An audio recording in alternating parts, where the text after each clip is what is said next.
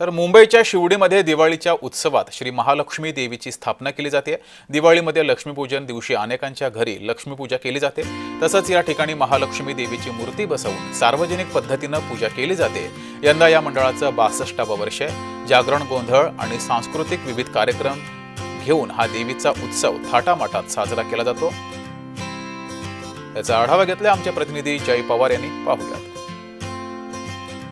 देशभरात नवरात्री उत्सव हा नवरात्रीमध्ये आपल्याला होताना पाहायला मिळतो। मात्र शिवडी या भागात जर आपण पाहिलं तर दीपावलीच्या निमित्ताने लक्ष्मीपूजनच्या दिवशी खरं तर या शिवडीमध्ये जे आहे ते देवीची विराजमान केली जाते। आपण माझ्या पाठी पाहू शकता श्री महालक्ष्मी देवी जे आहे ते खरं तर शिवडीमध्ये गेल्या 62 वर्ष दीपावलीच्या निमित्ताने या ठिकाणी विराजमान होत असते। आपल्यासोबत इथे काही पदाधिकारी या संदर्भात बोलण्यासाठी ताई, एकूणच काय सांगाल, गेल्या 62 वर्षापासून ही देवी जी आहे ते शिवडीमध्ये विराजमान होते, नेमकी कशी ह्याची सुरुवात झाली आणि कशी आपल्याला संकल्पना सुचली, काय सांगा?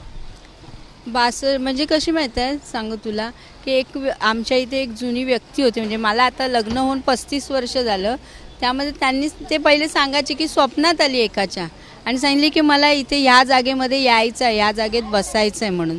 तेव्हा मग ती मूर्ती आणायला लागले आणि ती दिवाळीच्या वेळेला सांगितलं, तेव्हा दिवाळीच्या वेळेला आणायला लागलो तिला। तेव्हा पहिला आणायचं ते एवढी 2 फुटाची मूर्ती असायची। एवढ्या नवस येतात ना, आणि नवसाच्या याच्यावरच तिला दागिना वगैरे सगळं तिला मनासारखं। आणि कोणी एवढी फुलाची जरी तिला सेवा केली तर ती ठेवत नाही, त्यांचं पूर्ण करणार।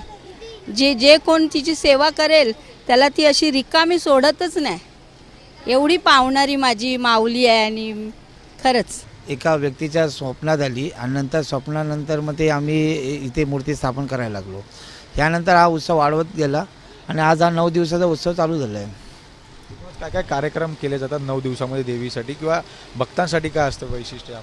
मुंबईवर जसे गणेश उत्सव आणि नवरात्र उत्सवमध्ये कार्यक्रम होत असतात तसेच कार्यक्रम आम्ही या 9 दिवसामध्ये करत असतो। रक्तदान शिबिर, आरोग्य शिबिर, मंगळागौर आहे, गोंधळ आहे, त्यानंतर महापूजा आहे, भजन आहे। हे प्रत्येक दिवशी एक वेगवेगळा उपक्रम आम्ही साजरा करत असतो। व्हिडिओ जर्नलिस्ट नागेश धोत्रेसह मी जय पवार, जय महाराष्ट्र न्यूज, मुंबई।